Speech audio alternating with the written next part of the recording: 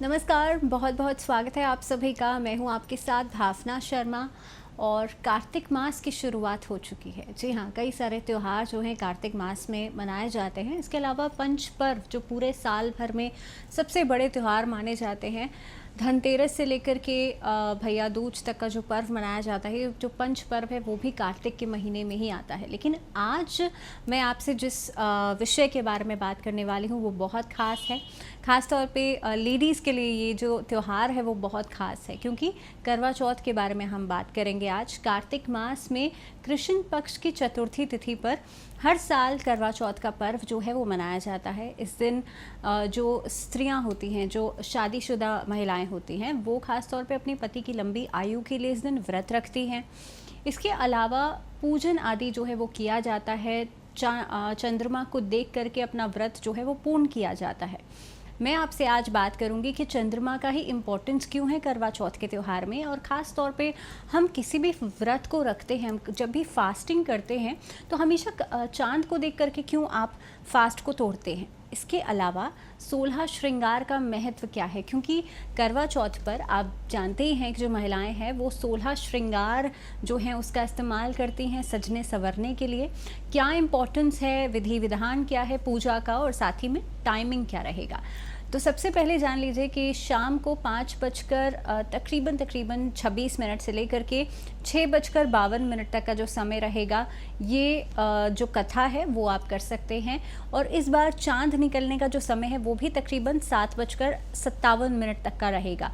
तो इसीलिए चांद भी इस बार थोड़ा सा जल्दी निकल जाएगा। लेकिन अमूमन देखा जाता है कि करवा चौथ पर चांद थोड़ा देर से निकलता है। लेकिन इस बार खुशखबरी है आप सबके लिए, क्योंकि चांद इस बार थोड़ा सा जल्दी निकलने का टाइमिंग है।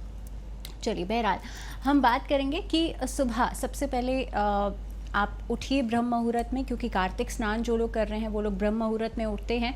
और ख़ास तौर पे अगर आप नहीं भी कर रहे हैं तो करवा चौथ वाले दिन सरगी जो है वो सुबह खाई जाती है।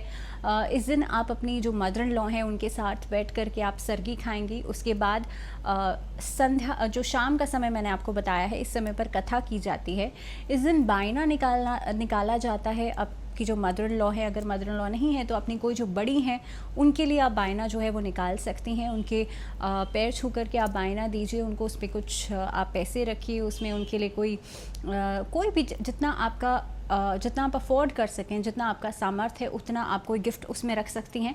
तो ये कुछ चीज़ें हैं जो कि करवा चौथ के त्यौहार वाले दिन आपको करनी चाहिए। इसके अलावा 16 श्रृंगार का इम्पोर्टेंस की मैं बात कर रही थी। तो देखिए, हम एक अरसे से ये सुनते आ रहे हैं कि जो शादीशुदा महिलाएं हैं वो 16 श्रृंगार से सजती संवरती हैं।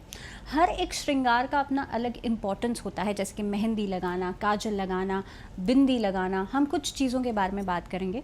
इसके अलावा आप जो सिंदूर है वो लगाती हैं महिलाएं। इसके अलावा जो बिछुए हैं वो पहनती हैं, जो टोरिंग्स होती हैं ना, उसकी हम बात करेंगे। तो सबसे पहली चीज़, जब बिंदी आप लगाती हैं तो बिंदी लगाने से आप यहाँ अपने थर्ड आई चक्र पर बिंदी लगाती हैं। इससे होता ये है कि जो आपका थर्ड आई चक्र है, जब आप यहाँ पर प्रेस करते हैं इस जगह पर, तो आपका थर्ड आई चक्र एक्टिवेट हो जाता है। और यहाँ पर जो ग्लैंड्स हैं वो बेसिकली कहीं ना कहीं पे पॉजिटिविटी जो है, या ख़ास तौर पे मैं बात करूं कि जब अब थर्ड आई चक्र आपका एक्टिवेट हो जाता है तो उससे आपकी जो जितना भी डिप्रेशन है, जितनी भी एंग्जाइटी है वो ख़त्म होने लग जाती है। आपके अंदर जो नेगेटिविटी है वो ख़त्म होती है। इसके अलावा जब आप सिंदूर लगाते हैं तो सिंदूर में जो उसका एक तरीके से जो इंग्रेडिएंट्स होते हैं जिससे सिंदूर बनता है, उसमें लाइम और टर्मरिक का इस्तेमाल किया जाता है, थोड़ा सा मर्करी का इस्तेमाल किया जाता है, लाइम पाउडर का। तो ये बेसिकली करता ये है कि जो आपके इस एरियाज़ में जुड़े हुए जो पीनियल ग्लैंड्स वगैरह होते हैं उसको एक्टिवेट कर देता है। और इससे ख़ास तौर पे ये, क्योंकि अब देखेंगे ना, अब सिंदूर जो होता है वो ख़ास तौर पे आफ्टर मैरिज ही लगाया जाता है, बिफोर मैरिज नहीं लगाया जाता। तो ये कहीं ना कहीं पे आपके हार्मोनल इफ़ेक्ट को भी बैलेंस करता है, और साथ ही में यहाँ पर जो ग्लैंड्स होते हैं उसको भी एक्टिवेट करता है। तीसरी चीज़, जब आप टोरिंग्स की बात करते हैं तो टोरिंग्स आप देखेंगे आपने पैर की सेकंड फिंगर में आप पहनते हैं।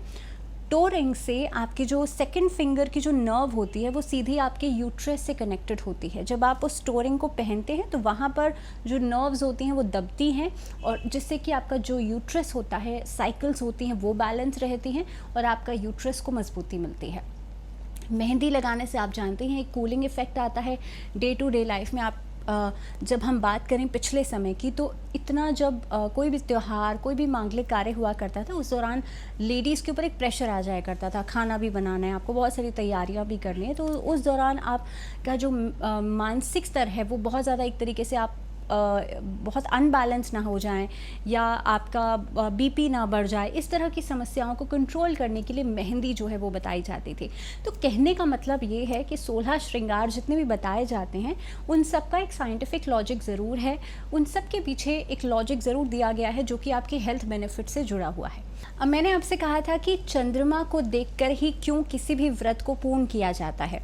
तो समझिए इस चीज़ को कि जब शरद पूर्णिमा आती है, तब शरद पूर्णिमा वाला दिन यही दिन होता है जब जिस दिन भगवान श्री कृष्ण ने महारास रचाया था। और भगवान श्री कृष्ण के अंदर 16 कलाएं हैं, उसी तरह से चंद्रमा में भी 16 कलाएं हैं।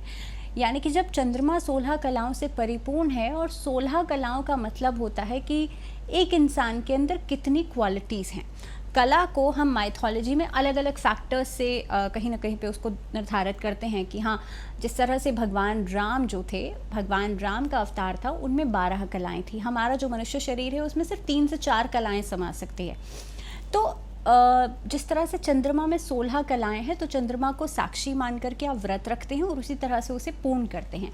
इसीलिए जब ये चंद्रमा का उदय होता है, उस समय पर आप अपने करवा चौथ के व्रत को चंद्रमा को देख करके व्रत खोलते हैं। उसके बाद अपने हस्बैंड जो हैं, आपके पति जो हैं, उनके पैर छू करके व्रत को पूर्ण करती हैं, और उसके बाद आप जल खाना जो है वो आप ग्रहण करती हैं, और इसी तरह से आपका जो व्रत है वो पूर्ण होता है। तो करवा चौथ का दिन बहुत ख़ास माना जाता है पति और पत्नी के आपस में प्यार के लिए, उनके रिश्ते के लिए। आई होप आप सब के लिए भी ये जो छोटी छोटी बातें हैं ये यूज़फुल रहेंगी। अगले वीडियो में आपसे फिर मिलूँगी कुछ खास उपाय लेकर के। अगर हस्बैंड वाइफ के बीच में बहुत कलह कलेश रहता है, इसके बारे में भी मैं आपसे बात करूँगी। फ़िलहाल दीजिए इजाज़त, लेकिन जुड़े रहिए इसी चैनल के साथ। नमस्कार।